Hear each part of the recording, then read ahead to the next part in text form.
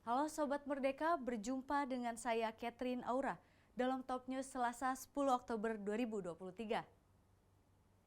Berita pertama, fakta terbaru kekuatan militer perang Israel dan Hamas.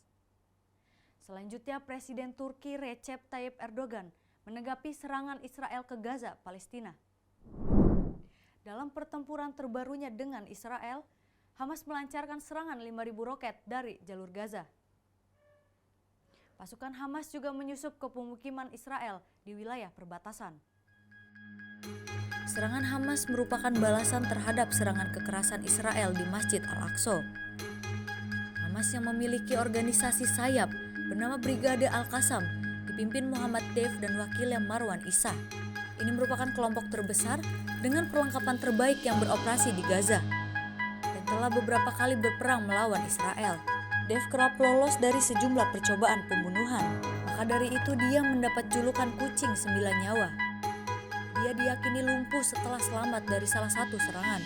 Menurut Hamas, serangan udara Israel pada 2014 menewaskan istri dan putranya yang masih bayi. Sejak pembentukannya pada 1991, Brigade Al-Qassam telah meningkatkan kemampuan militernya, termasuk senjata api dan roket.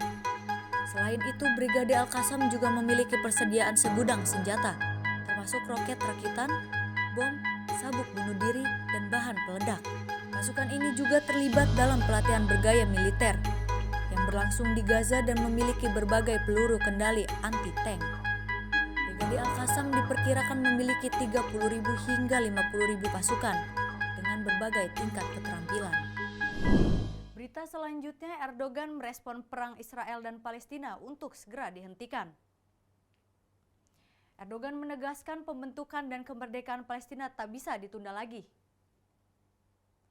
Pernyataan Presiden Turki disampaikan pada upacara pembukaan gereja Ortodoks di Istanbul.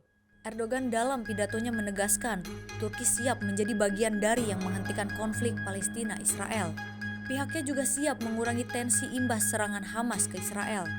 Erdogan menegaskan bahwa setiap langkah yang akan menambah tensi di kawasan itu hanya akan menambah pertumpahan darah dan memperdalam masalah yang seharusnya dihindari. Orta Doğu'ya kalıcı barışın gelebilmesi ancak Filistin-İsrail sorununun nihai bir çözüme kavuşturulmasıyla mümkündür. Bu noktada her zaman ifade ettiğimiz gibi iki devletli çözüm perspektifinin muhafazası son derece önemlidir. 1967 sınırları temelinde bağımsız ve coğrafi bütünlüğü haiz, başkenti Kudüs olan bir Filistin devletinin hayata geçirilmesi artık ertelenemez bir ihtiyaçtır. Ancak Kudüs'ü zaman ve mekan olarak bölme gayretleriyle Harem-i Şerif'e yönelik tacizlerin sayısı her geçen gün artmaktadır. Türkiye olarak bu konudaki tepkimizi ve itirazımızı her fırsatta dile getirdik. Tüm dünyanın sustuğu dönemlerde biz hakkı, hakikati ve acı da olsa doğruyu söylemekten hiçbir zaman çekinmedik.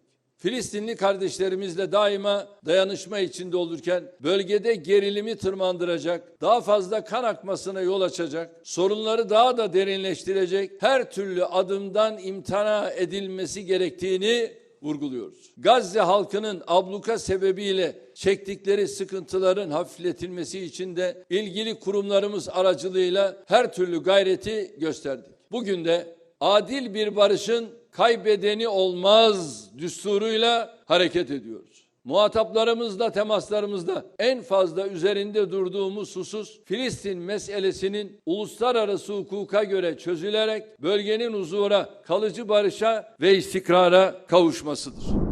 Demikian Top News kali ini bersama saya Catherine Aura. Simak berita lainnya hanya di merdeka.com.